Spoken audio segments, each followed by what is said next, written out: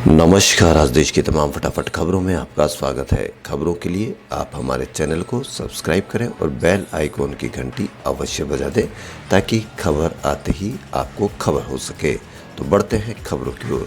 उत्तर प्रदेश के विभिन्न जिलों में शुक्रवार को जुमे की नमाज के बाद हुई हिंसा के सिलसिले में अब तक कुल 13 प्राथमिकी दर्ज करते हुए पुलिस ने 255 लोगों को गिरफ्तार किया है। पुलिस ने एक वरिष्ठ अधिकारी ने शनिवार को जानकारी दी। पुलिस ने बताया कि इस संबंध में राज्य में 255 लोगों को गिरफ्तार किया गया है। इसमें प्रयागराज में 68, हाथरस में 50, सहारनपुर में 64, अम्बेडकर नगर में 28, मुरादाबाद में 27, अलीगढ़ में 3, जालौन में 2 और फिरोजाबाद में 13 लोग शामिल हैं।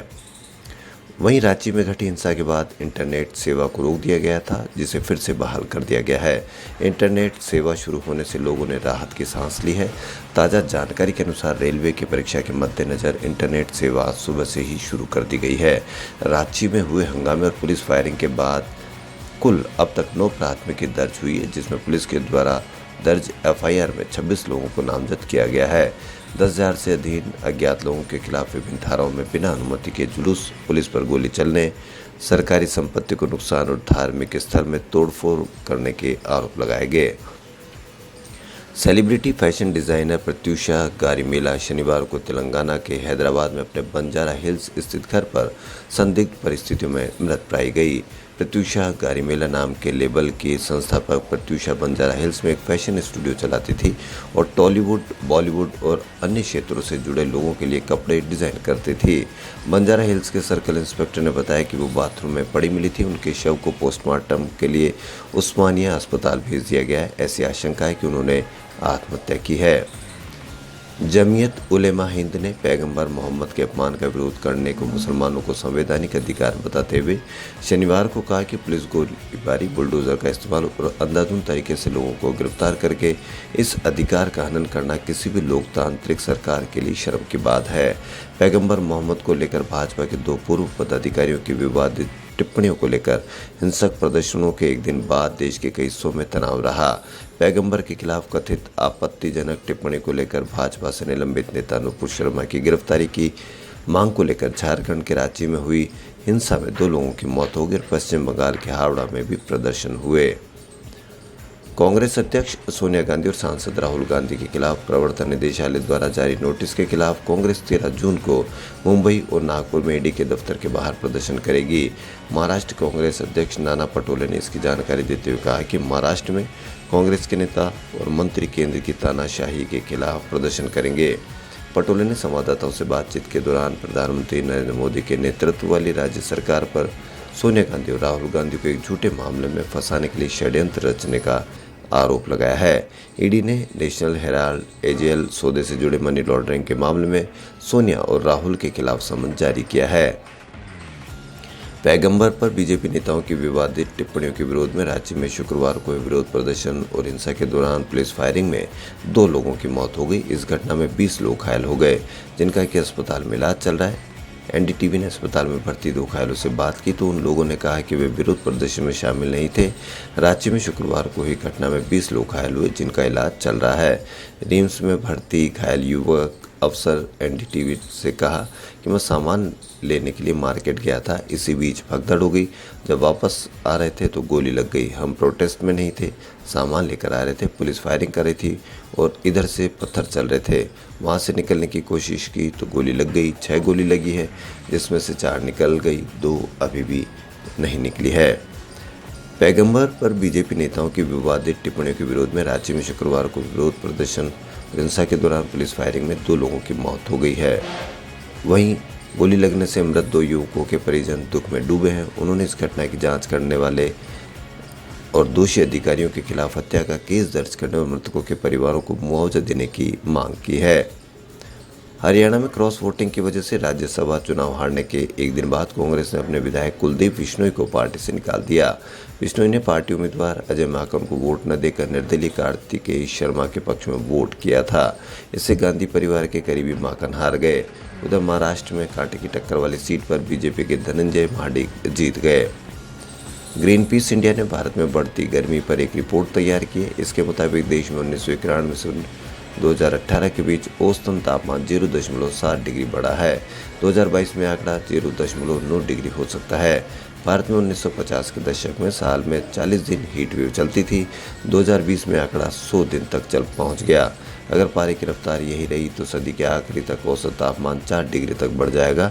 इससे फसलें तबाह हो जाएगी। हीट वेव इंसानों और जानवरों की मौत का कारण बनेगी। 7वीं गढ़वाल राइफल में तैनात देहरादून के एक जवान 12 दिन से अरुणाचल प्रदेश में चीन की सीमा से लापता है। जवान प्रकाश सिंह राणा ठकला चौकी पर तैनात थे। जवान उनके लापता होने की सूचना बटालियन के अफसरों ने पत्नी को दी है। राणा का परिवार मूल रूप से रुद्रप्रयाग के ऊखीमठ का निवासी है। भी उनका परिवार देहरादून में सैनिक कॉलोनी अम्बीवाला में रहता है।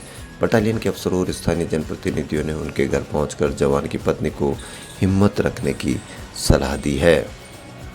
भीषण गर्मी से जूझ रहे देश के कई राज्य इन दिनों मानसून का बेसब्री से इंतजार कर रहे हैं। कई राज्यों के लिए मौसम विभाग ने अच्छी खबर दी है। मौसम विभाग ने कहा है कि दक्षिण पश्चिम मानसून अगले 2 दिनों में गोवा, महाराष्ट्र, गुजरात और आंध्र प्रदेश के दक्षिण हिस्सों में आगे बढ़ सकता है। राजस्थान में शनिवार को भीषण गर्मी ने आम आदमी को परेशान कर दिया। राजस्थान में तेज धूप और लू के थपेड़ों के बाद अधिकतम तापमान 46 डिग्री सेल्सियस को पार कर गया। मौसम केंद्र जयपुर के निदेशक ने बताया कि अगले 24 घंटों में राजस्थान में प्री मानसून पूरी तरह से एक्टिव हो जाएगा। राजस्थान सरकार ने जयपुर में Rajiv Gandhi centre of advance technology के रूप में फिनिशिंग स्कूल बनाने का फैसला किया है। इसमें वर्ल्ड क्लास कंपनियां आईटी इनोवेशंस की ट्रेनिंग भी देगी। साथ ही कैबिनेट ने अडानी रिन्यूएबल एनर्जी कंपनी को जैसलमेर में 1000 मेगावाट सोलर पावर प्रोजेक्ट के लिए 2397 हेक्टेयर सरकारी जमीन कीमत लेकर अलॉट करने का भी बड़ा निर्णय लिया है। सरकार ने राजस्थान राज्य कर्मचारी जीपीएफ नियम 2021 में संशोधन करने का फैसला भी लिया है। 1 जनवरी 2004 उसके बाद नियुक्त राज्य कर्मचारियों पर नए प्रोविजन लागू होंगे। तेल की कीमतों को नियंत्रित करने के लिए केंद्र सरकार ने एक्साइज ड्यूटी घटा दी। वहीं अब राजस्थान में 2 तेल कंपनियों एचपीसीएल और बीपीसीएल ने घाटा कम करने के लिए तेल की राशनिंग शुरू कर दी है। पिछले वर्ष 2020-21 में पास हुई राजस्थान की 1.51 लाख बालिकाओं को गार्गी और बालिका प्रोत्साहन पुरस्कार दिया जाएगा। बालिका शिक्षा फाउंडेशन इसके लिए आवेदन की प्रक्रिया शुरू कर दी है। छात्राओं को 30 जून तक ऑनलाइन आवेदन करना है। हालांकि शिक्षा विभाग ने पात्रता के नियमों में बदलाव किया है। इस बार 75 की जगह 90 या उससे अधिक अंक लाने वाली ही गार्गी और बालिका प्रोत्साहन अवार्ड के लिए पात्र होगी। फसलों के लिए गाय का गोबर बहुत उपयोगी है। मुस्लिम बहुल देश कुवैत के कृषि वैज्ञानिकों ने रिसर्च में यह दावा किया है। इसके बाद भारत को पहली बार देशी गाय के गोबर का ऑर्डर मिला है। 15 जून को जयपुर से 192 मीट्रिक टन देशी गाय का गोबर कुवैत भेजा जाएगा। सीकर के खंडेला एसडीएम कोर्ट में वकील हंसराज मावलिया के आत्मदाह करने के बाद हुई मौत के मामले में शुरू हुआ धरना तीसरे दिन देर रात 12 बजे खत्म हो चुका है। देर रात एसडीएम अविचल चतुर्वेदी एसपी को राष्ट्रदीप ने धरने पर बैठे लोगों को प्रतिनिधि मंडल से बात की, जिसमें मृतक के परिजनों को 40 लाख रुपए का मुआवजा, एक सरकारी नौकरी, घायल वकील को 5 लाख सहायता राशि, मामले की न्यायिक जांच जैसी मांगों पर सहमति बनने के बाद धरना समाप्त हुआ। आज सुबह 10 बजे वकील के शव का पोस्टमार्टम किया जाएगा। शिल्पा शेट्टी की फिल्म हंगामा 2 की एक्ट्रेस प्रणीता सुभाष और उसके पति नितिन राजू एक दिन पहले ही बेटी के पेरेंट्स बने हैं। इस बात की जानकारी प्रणीता ने खुद सोशल मीडिया पर हॉस्पिटल से बेटी, फैमिली और डॉक्टर के साथ कुछ फोटो शेयर करके दी। पंजाबी सिंगर सिद्धू मूसेवाला के 29वीं बर्थ एनिवर्सरी पर सिंगर की फैमिली और टीम ने उन्हें श्रद्धांजलि दी है। सिद्धू के इंस्टाग्राम अकाउंट पर चाइल्डहुड मेमोरीज का एक वीडियो उन्होंने शेयर किया। वीडियो पर कैप्शन लिखा, हैप्पी बर्थडे सिद्धू मूसेवाला।